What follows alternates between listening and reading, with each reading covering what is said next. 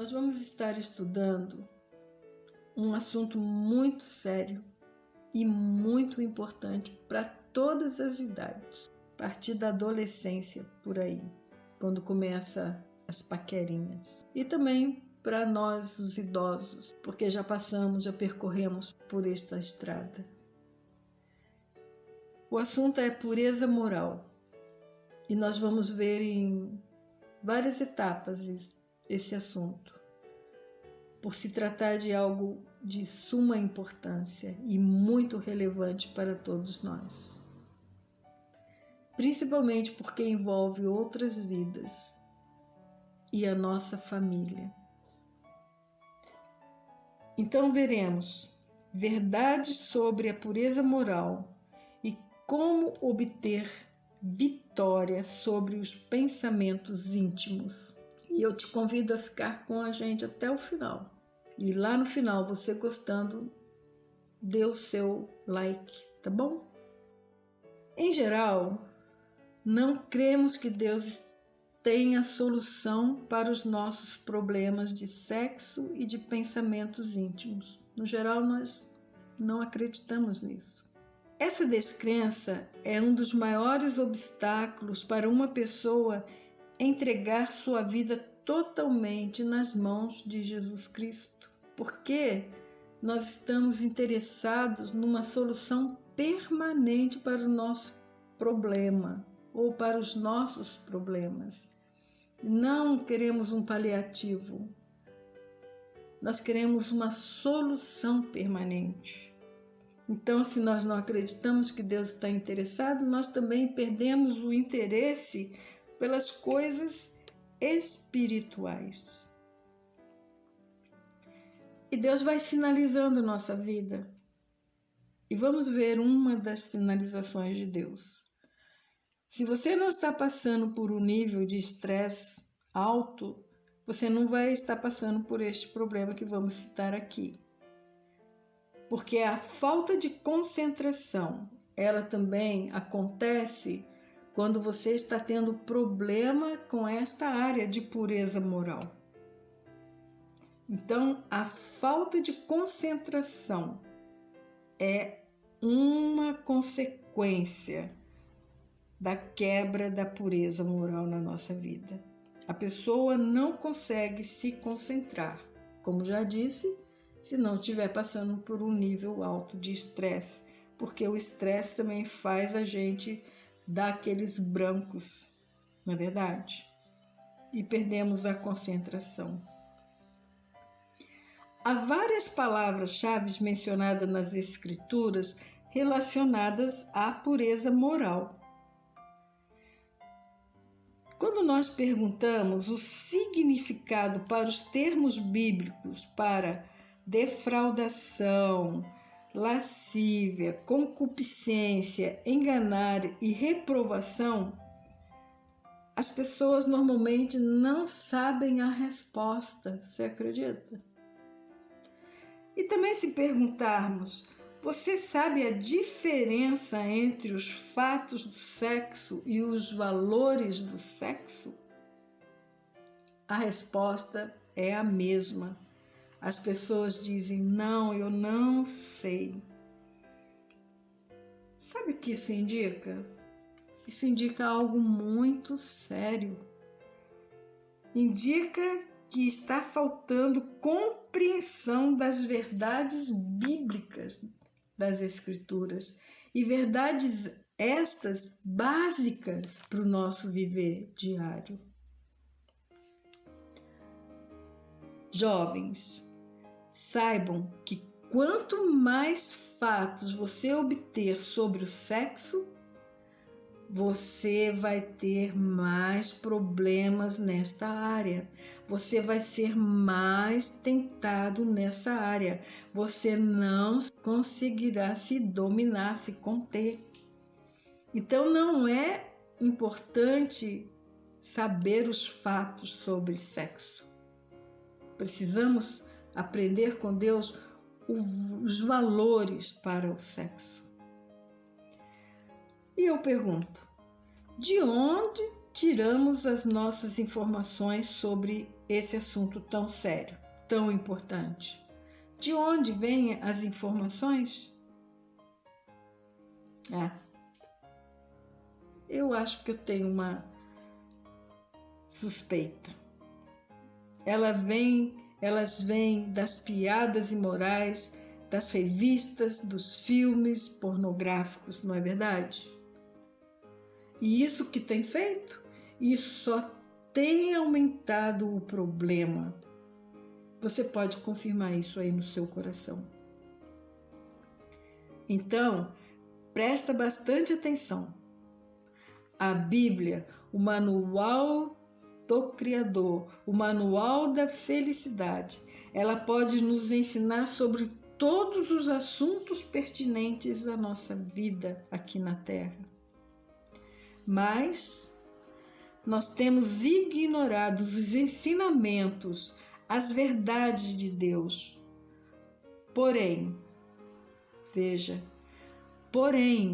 hoje, no dia de hoje, nessa data de hoje, que eu não sei quando você vai estar ouvindo esta mensagem, este estudo, se você começar a dar ouvido à voz de Deus, buscando compreender o que Deus quer dizer com as palavras que usa, aprenderemos a ver as coisas do ponto de vista dele, a fim de alcançarmos discernimentos espirituais, a fim de aprendermos a endireitar a nossa vida para vivermos aprovados por Deus.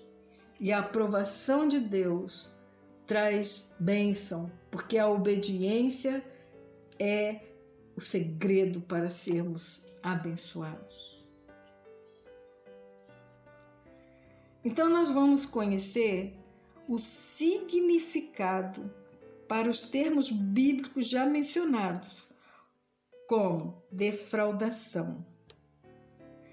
Defraudação, a definição é enganar, privar alguém de um direito.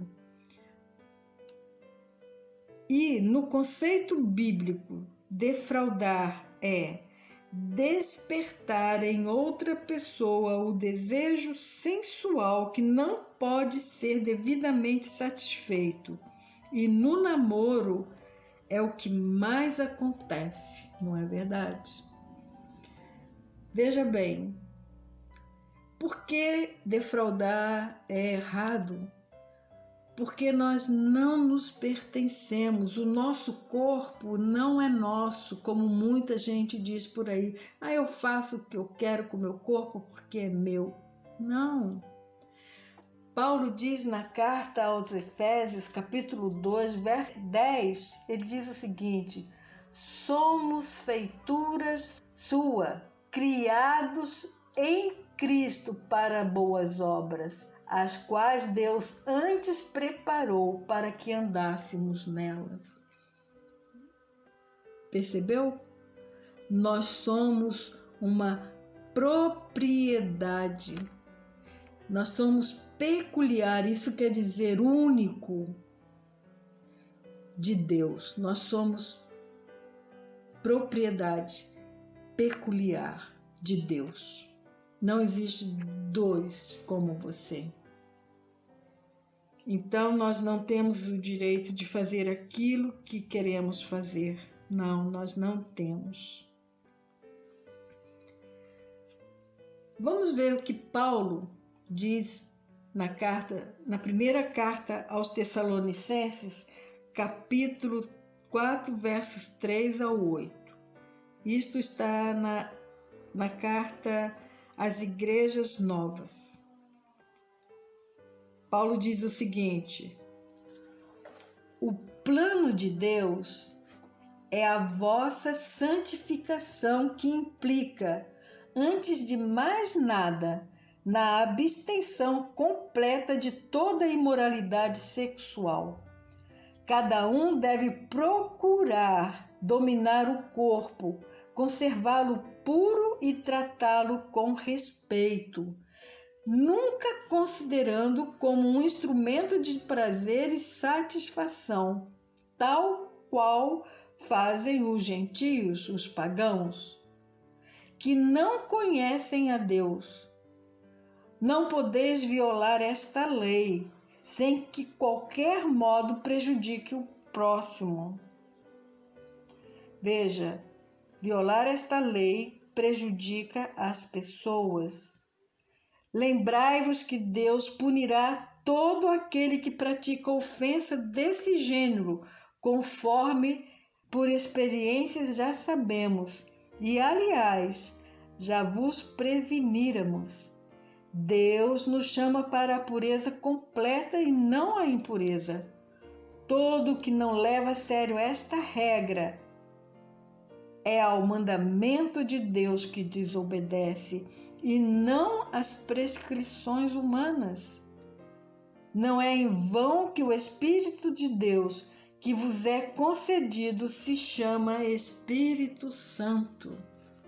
Como precisamos deste Espírito agindo no nosso ser para que nós possamos viver esta vida plena de Cristo em nós, não é verdade? Deus, o nosso Criador, foi Ele quem instruiu o apóstolo Paulo para dar ênfase à importância da pureza moral na vida das pessoas, pois a violação dos princípios de Deus resultará em graves consequências. Muitos não compreendem que alguma das mais graves consequências se revelará em uma terrível quebra de comunicação, sabe aonde? Depois do casamento. Aquela unidade que a gente deseja tanto no casamento, aquela amizade, aquela coisa romântica, a fala, o diálogo fica quebrado. Mas veja, só depois do casamento, antes não. O que acontece com o jovem quando estão namorando? O que acontece? Acontece que eles começam a firmar o relacionamento no plano físico. E quanto mais se envolvem na intimidade, a culpa vai crescendo no seu interior. E também os ciúmes. Ali está sendo plantada essa sementinha do ciúme, da desconfiança. Mas o plano de Deus não é este. O plano de Deus é que ambos, tanto o rapaz quanto a moça, se desenvolvam em um relacionamento íntimo com o seu Senhor.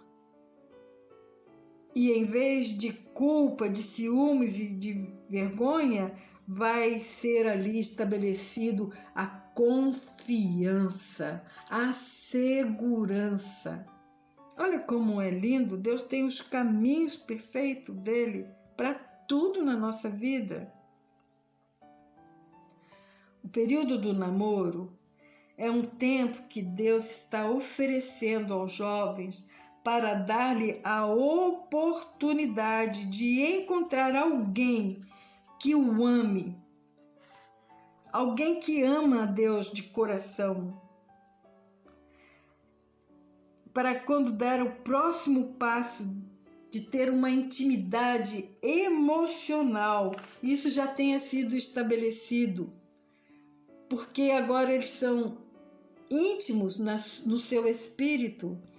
E eles vão conseguir se entenderem também na sua alma, nos seus gostos, nos seus desgostos também. E vão poder se ajustando de acordo com os valores de Deus. Então, o período do namoro é um período que Deus quer que as pessoas desenvolvam o seu relacionamento de amor com Ele, de intimidade com Ele. E aí, ambos amando a Deus, vai poder estabelecer no casamento uma unidade corporal. Por quê? Porque já houve a unidade espiritual, já houve a unidade emocional, agora é lícito também que se tornem uma só carne. E abençoado por Deus. Isso é maravilhoso, isso é muito maravilhoso. Desobedecendo o desígnio de Deus é o que mais acontece. E isso é uma estratégia de Satanás. E ele tem seu modo todo peculiar para fazer que nós invertamos a ordem de Deus. O que ele faz? Ele estimula os jovens a primeiro desenvolver intimidade no corpo, levando-os a acreditar que tem muita coisa em comum. Não é assim mesmo? Quanto mais envolvidos fisicamente, mais enganados estão, pois pensam que tem muita coisa em comum, quando na verdade não tem nada, não se conhecem. Lá no futuro, vai estar morando com alguém que acha um estranho, uma estranha. Fala, eu não conheço essa pessoa, não tenho intimidade com ela, não podemos nem conversar de coisas espirituais. Quantas pessoas você conhece que está vivendo desta forma? Então isso é uma estratégia de Satanás, inverter a ordem de Deus. A ordem de Deus é desenvolvimento de intimidade espiritual, que quanto mais próximo de Deus, mais perto um do outro, porque vamos estar ali trabalhando também os nossos traumas, os nossos problemas emocionais, e a alma vai se tornando íntima. E quando decidem casar, estão preparados, estão bem preparados para o casamento. O que não percebemos é que quanto mais esperamos no casamento, acaba sendo destruído por ter invertido a ordem de Deus, buscando primeiro intimidade física, porque a intimidade espiritual nunca vai chegar.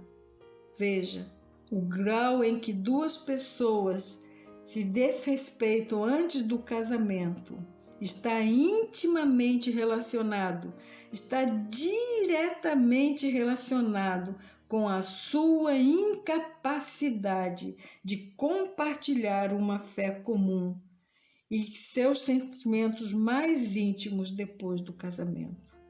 Olha que desastre! A própria possibilidade de um relacionamento de amor é destruída antes do casamento. Em geral, isso só é percebido depois do casamento, quando os dois descobrem que são pessoas estranhas uma para o outro. Provérbios 14, 12, Salomão nos diz o seguinte: há caminho que ao homem parece perfeito, mas o fim deles são o caminho da morte. E Salomão podia dizer isso, né? Pois ele experimentou todos os caminhos. E ele disse que os caminhos do homem conduzem à morte.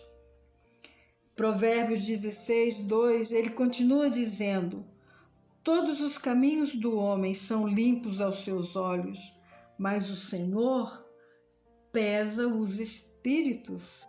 Há algo de suma importância para entendermos sobre a quebra dos princípios de Deus.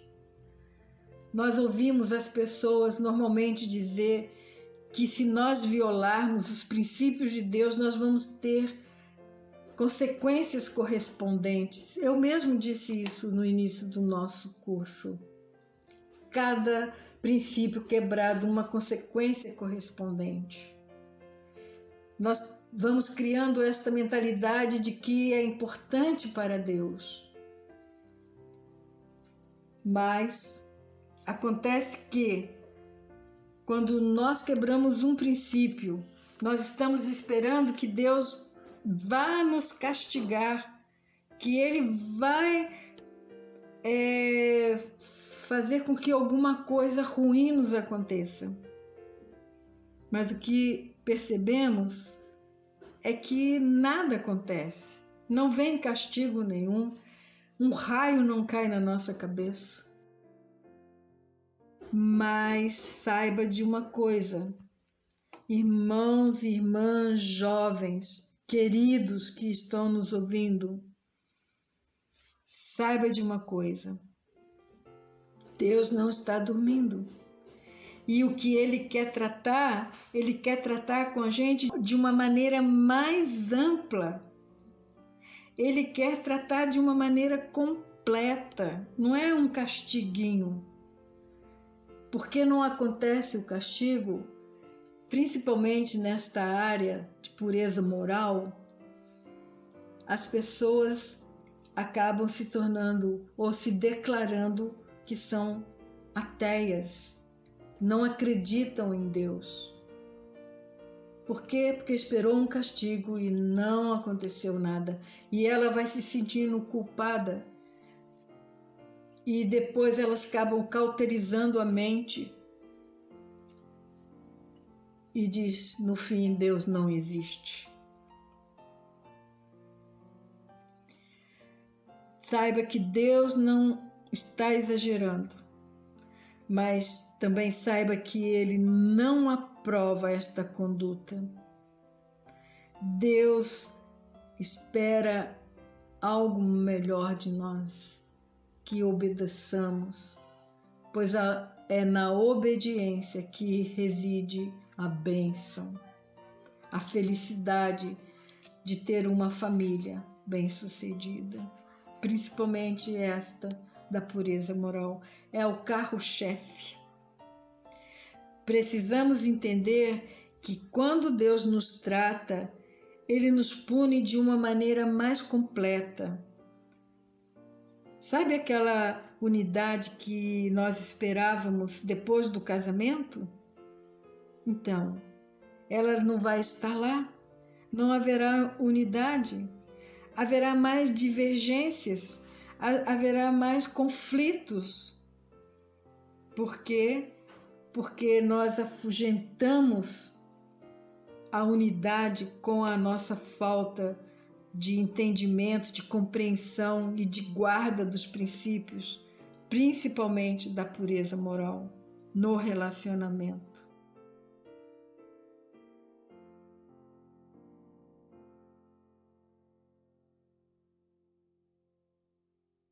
Jovens, vocês precisam estar sensíveis ao Espírito Santo para perceber quando você está violando este princípio da pureza moral. Quando você está despertando o desejo sexual que não pode ser satisfeito legitimamente. Deus vai punir a todos que o ofendem deste jeito. Como assim? Ofendem a Deus? Sim. Lembra quando nós dissemos que Paulo aos Efésios falou que nós somos uma propriedade peculiar de Deus? Nós pertencemos a Deus. Nós ficamos cansados de ouvir pessoas dizendo que eu faço isso com o meu corpo porque eu sou dono. Não, você não é dono. Você é uma propriedade peculiar de Deus. Deus criou você para as boas obras. Deus te criou para ser feliz. Então você pertence a Deus. E quando alguém toca indevidamente, ou quando você toca indevidamente em uma outra pessoa, você está ofendendo o proprietário. Você não já viu as placas lá? Não entre, propriedade particular? Então, todo ser humano nasce com essa plaquinha. Não toque. Eu sou uma propriedade peculiar de Deus.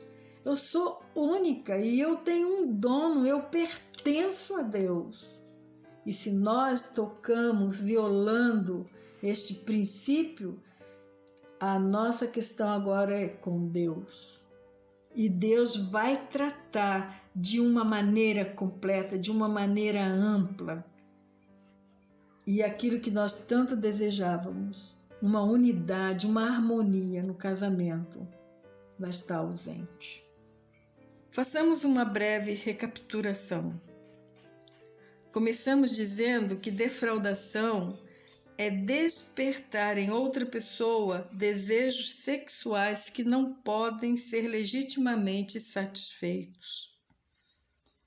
Nós ficamos sabendo que à medida que um casal de namorados se defrauda antes do casamento, as dificuldades de comunicação irão aumentar na mesma proporção que houve a defraudação.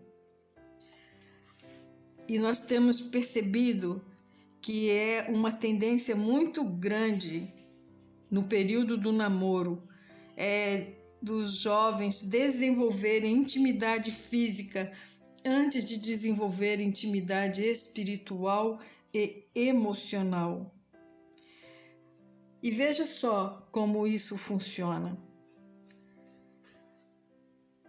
O tempo do namoro é um tempo para os jovens se conhecerem os problemas que têm na alma e trabalhar as dificuldades que têm e trabalhar estas dificuldades.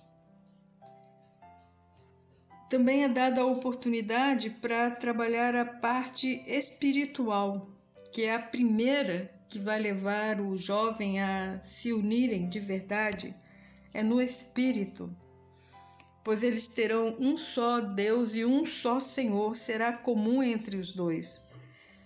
E tanto um quanto o outro vai ajudar a manter firme os princípios e as prioridades de Deus, porque não será um jugo desigual. Normalmente os casamentos não dão certo porque são jugos desiguais. Não há unidade de espírito.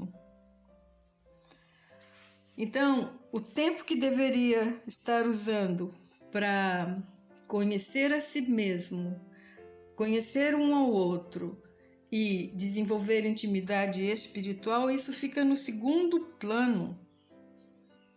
Mas eu quero dar um alerta para aqueles que ainda não iniciaram a vida de namoro.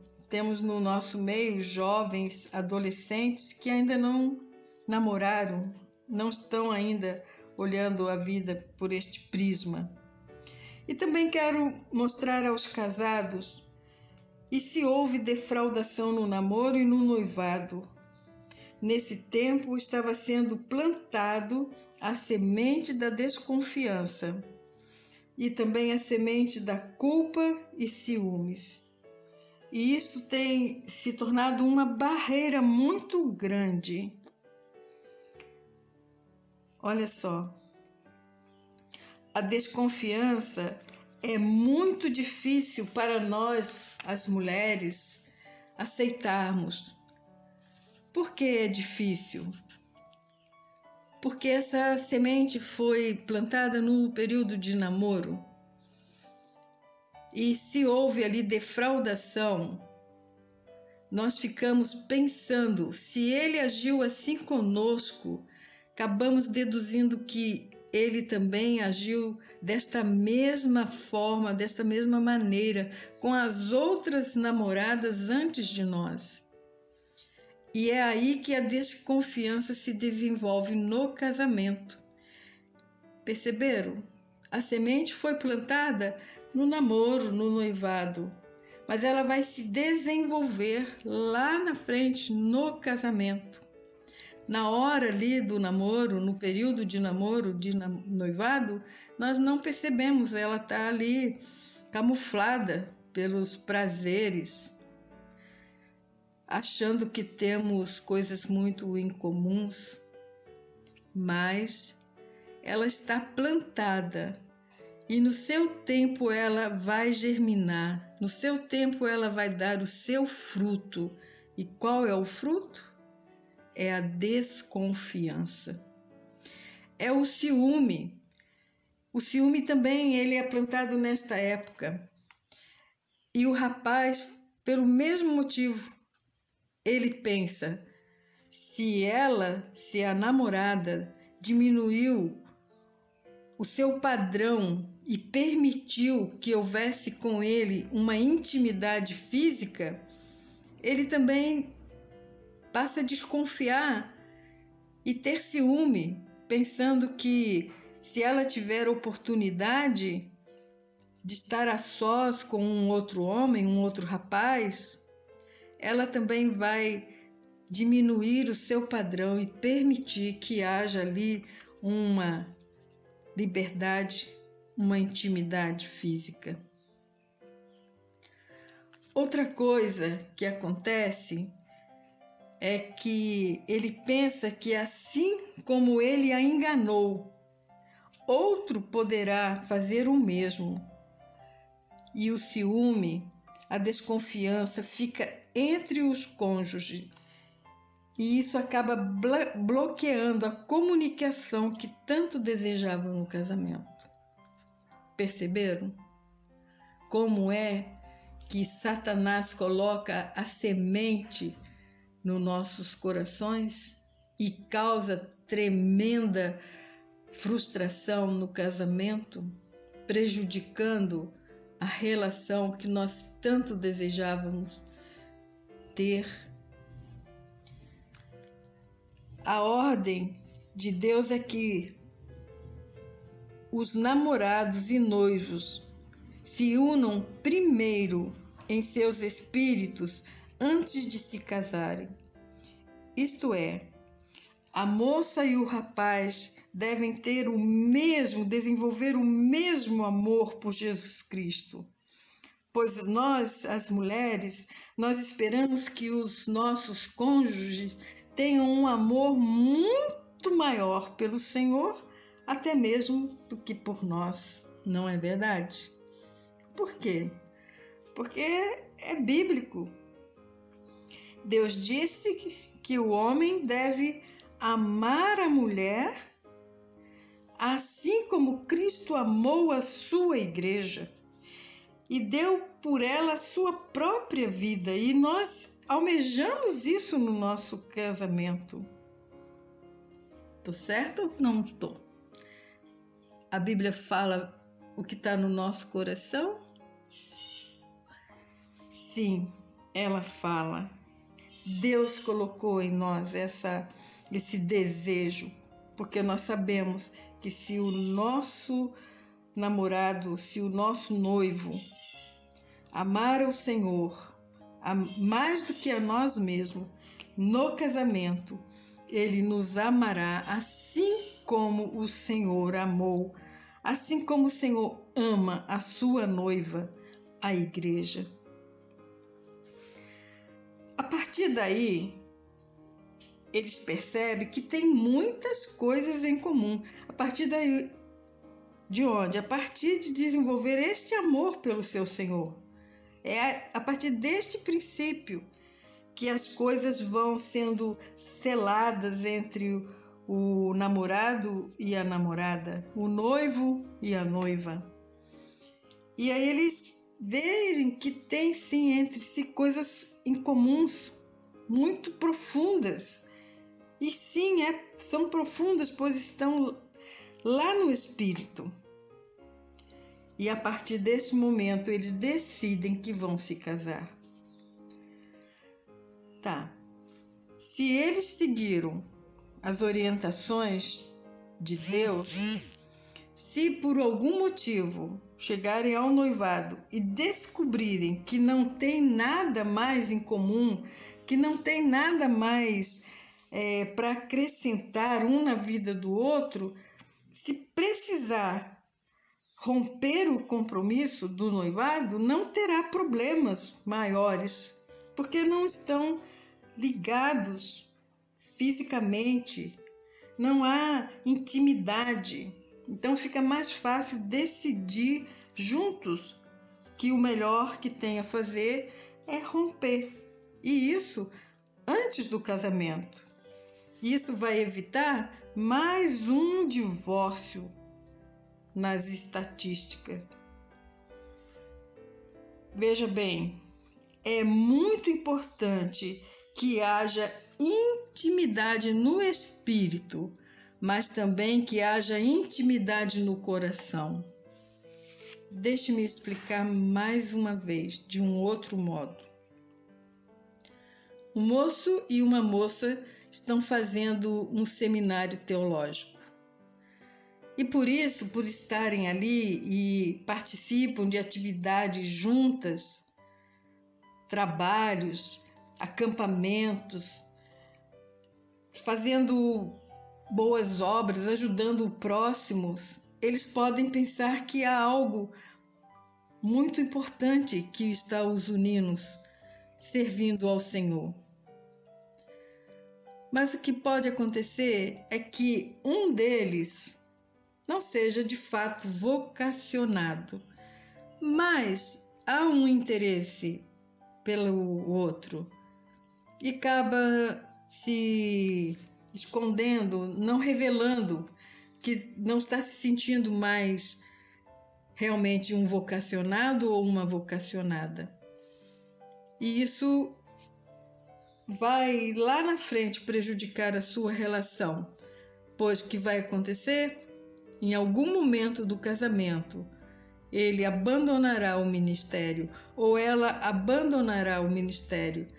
E que isso vai fazer? Isso vai trazer uma grande frustração no outro que é vocacionado.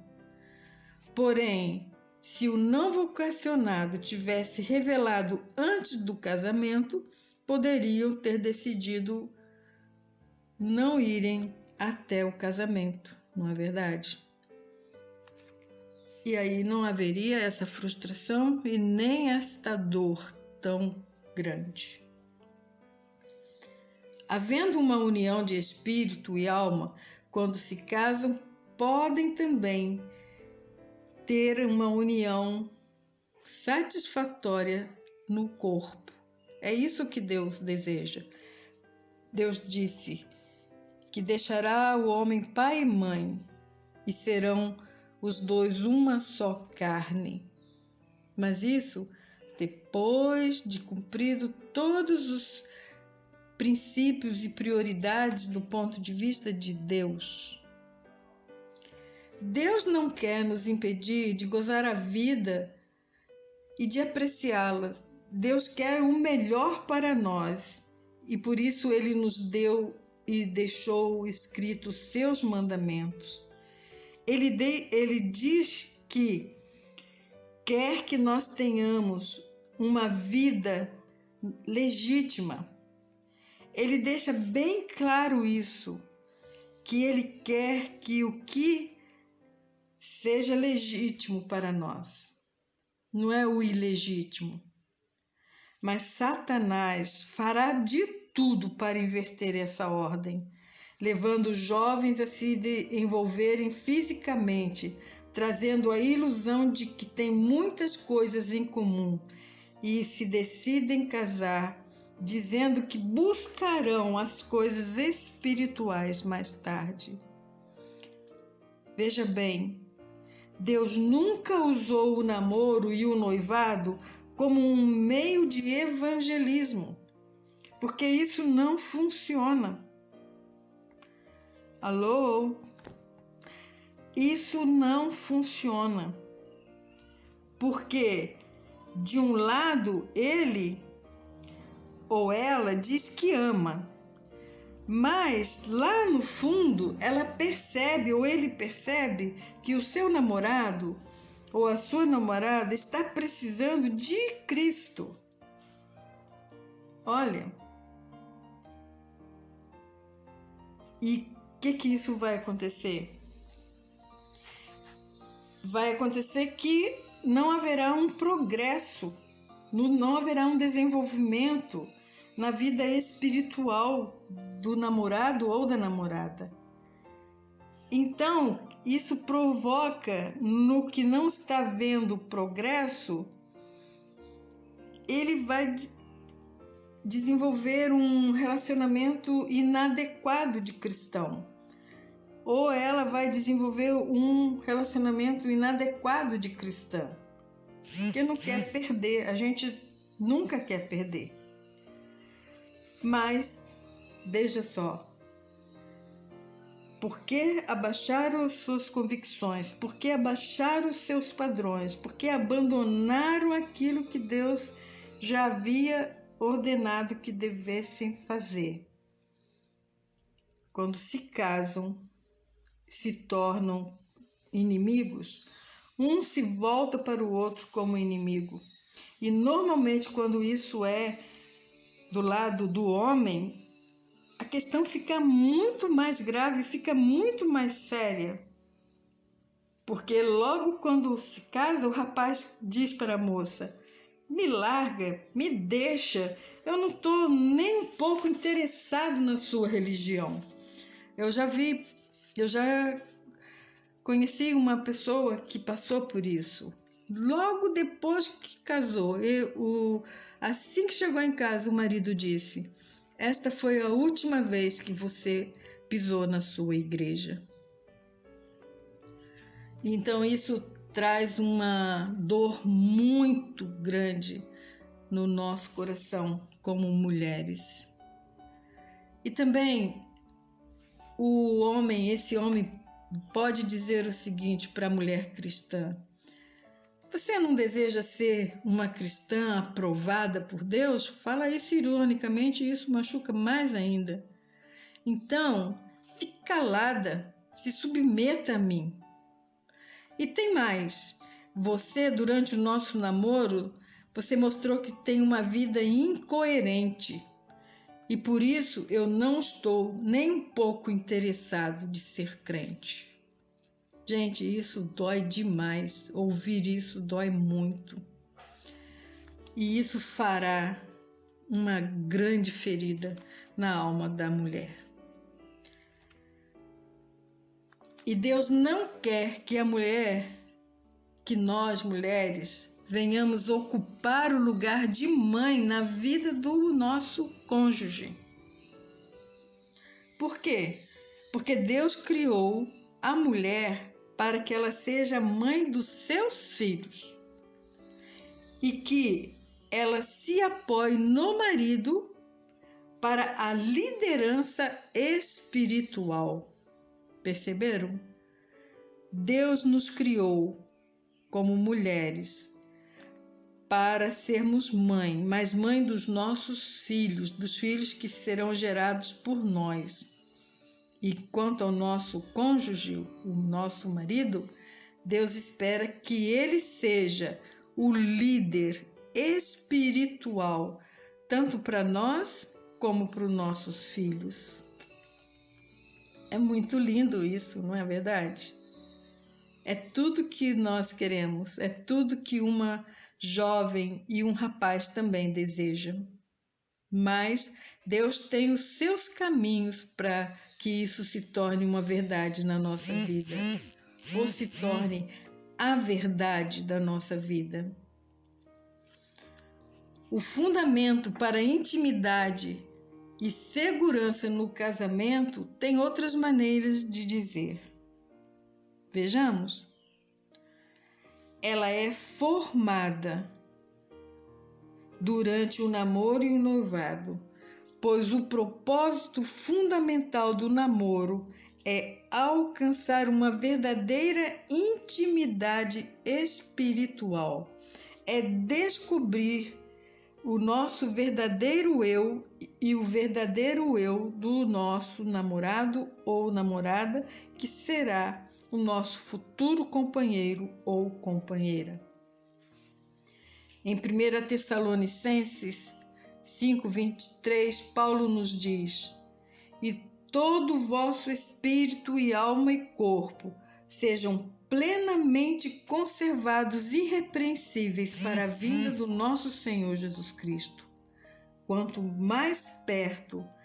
quanto mais perto estivermos do Senhor e melhor assumirmos as responsabilidades de ser a pessoa que Deus deseja que eu seja e que você seja, mais liberdade haverá para se desenvolver em uma crescente amizade e comunhão entre os jovens que vão se casar. E após o casamento, essa capacidade, esse potencial de amizade crescente vai ainda estar sendo desenvolvida. Nunca para.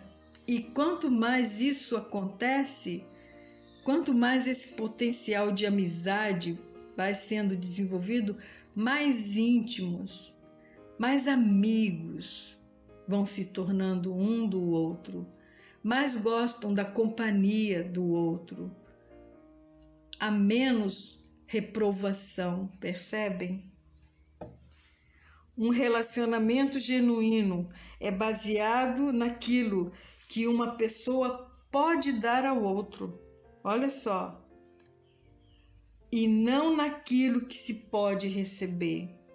Eu vou repetir. Um relacionamento genuíno é baseado naquilo que um pode dar ao outro e não naquilo que se pode receber. Porque o amor, ele consegue esperar a época certa para dar, mas a luxúria, essa não sabe esperar. Perceberam? O amor espera, mas a luxúria, ela não aguenta esperar para receber. Gente, isso é muito sério. Sim, é sério porque se trata de vidas, das vidas dos jovens. E você, jovem que está ouvindo esta lição, guarde-a no seu coração e a pratique. E eu te convido para ouvir até o fim todas elas, para que lá no final, Deus, através do seu Espírito Santo, venha te capacitar para fazer a correção e também viver deste modo, aplicar este princípio na sua vida e ensinar para os seus filhos este princípio tão importante. Vamos orar? Pai, nós precisamos do Teu Espírito Santo, por ser santo, para nos manter puros, antes e também depois do casamento. Fortalece o nosso coração, fortalece a nossa vontade, fortalece, Senhor, o desejo de fazer a sua vontade em nós, para que nós possamos viver felizes, em harmonia e vivermos no meio de uma família bem-sucedida, sendo pessoas bem-sucedidas e cônjuges bem-sucedidos. Com certeza, nós viveremos de um modo que honrará e glorificará o nome de Jesus. Nós te pedimos e oramos no nome santo de Jesus. Amém.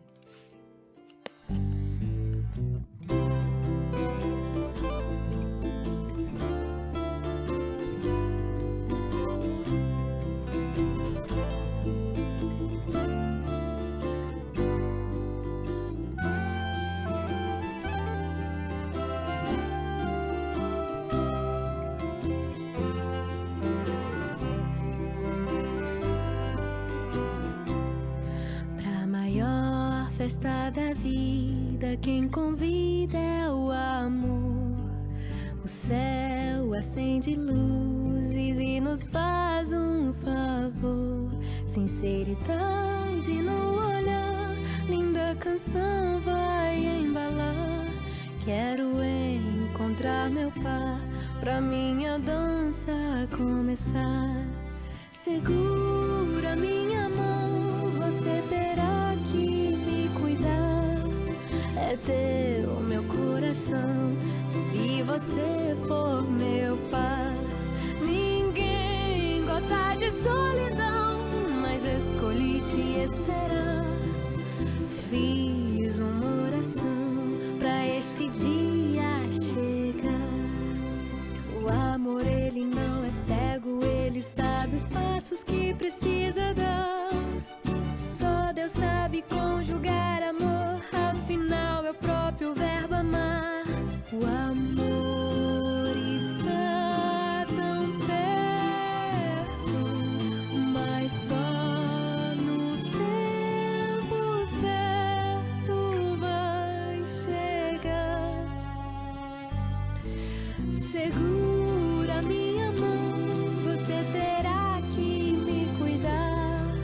É teu meu coração, se você for meu par.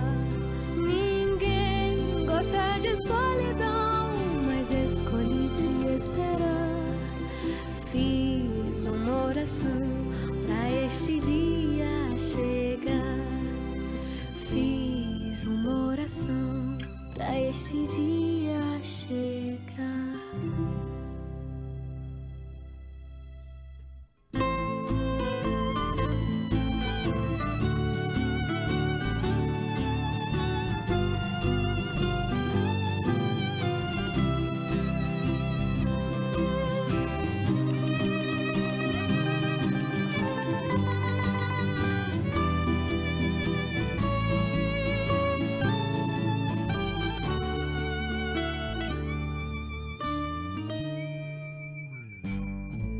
Segura minha mão, você terá que me cuidar.